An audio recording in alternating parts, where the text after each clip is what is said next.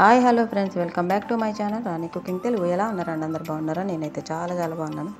మీరు కూడా బాగుండాలి మనస్ఫూర్తి కోరుకుంటున్నా. ఈరోజు మన వీడియో వచ్చేసి టమాటా రైస్ అనమాట.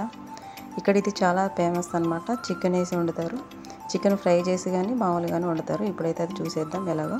కొంచెం నూనె వేసుకొని దాంట్లో బటర్ కూడా వేసుకొని కొంచెం మసాలా దినుసులు వేసుకొని బిర్యానీ ఆకు కూడా వేసుకొని కొంచెం లైట్గా వేగిన తర్వాత ఉల్లిపాయ కూడా కట్ చేసుకొని వేసుకోవాలన్నమాట. ఉల్లిపాయలు ఎక్కువ వేసుకోండి, చాలా బాగుంటుంది. ఒక 2 ఉల్లిపాయలు అయితే కట్ చేసి ఇలా వేసేసాను నేనైతే. చాలా బాగుంటుంది, టేస్ట్ బాగా వస్తుంది.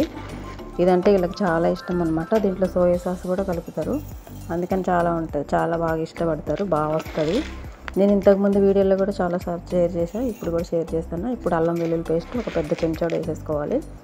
ఎందుకంటే 5 గ్లాసులు బియ్యం అనమాట. అంటే కేజీ ఉంటాయి అనుకోండి. ఒక 3 టమాటాలు సన్నగా కట్ చేసి ఇలా వేసేసుకోవాలి.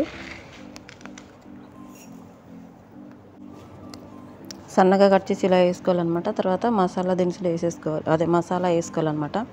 గరం మసాలా, పసుపు, ధనియాల పొడి, జీలకర్ర పొడి, మన దగ్గర ఏ మసాలాలు అందుబాటులో ఉంటే అవన్నీ వేసుకోవచ్చు, ఏం పర్లేదు. చాలా బాగుంటుంది, చాలా టేస్ట్ వస్తుంది దీనివల్ల. ఇప్పుడైతే జీలకర్ర పొడి, గరం మసాలా, మద్రాసా మసాలా అని ఉంటుంది, అది ధనియాల పొడి అన్నీ వేసేసుకున్నాను నేనైతే.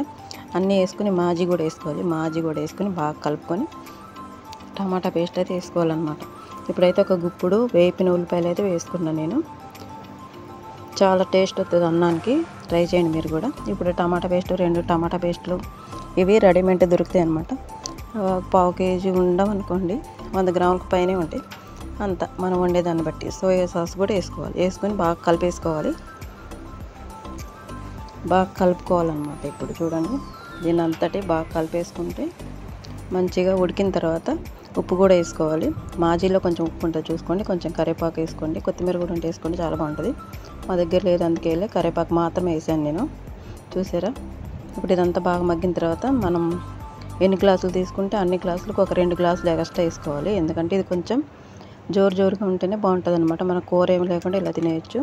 ఇది డక్కూస్ కోసం పక్కన చేస్తున్నాము, అదే ఎప్పుడైనా చూపిస్తాను నేను మీకు. ఇప్పుడైతే టైం లేదు, అన్నం ఒకటే చూపిస్తాను. ఇంకా ఎసరు మసిలిన తర్వాత ముందుగా అయితే బాస్మతి బియ్యం కడిగి పెట్టేసుకున్నాను.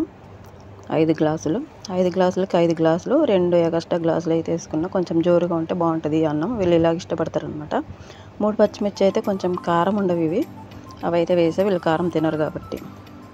ఇప్పుడు మూత పెట్టి అన్నం ఉడికేదాకా చూసుకోవాలి. చూడండి, మనకి ఎసరంతా దగ్గరకు వచ్చేసింది కాబట్టి మనం ఇలా మూత తీసేసి కస్తీర అయితే వేసేసి పెట్టేసుకోవాలి. కస్తీర వేసి పెట్టంగానే చూడండి ఎంత మంచిగా అన్నం అయితే మనకి రెడీ అయిపోయిందో. చాలా బాగుంటుంది. నచ్చితే లైక్ చేయండి, మన ఛానల్ సబ్స్క్రైబ్ చేసుకొని ప్లీజ్ సపోర్ట్ చేయండి ఫ్రెండ్స్.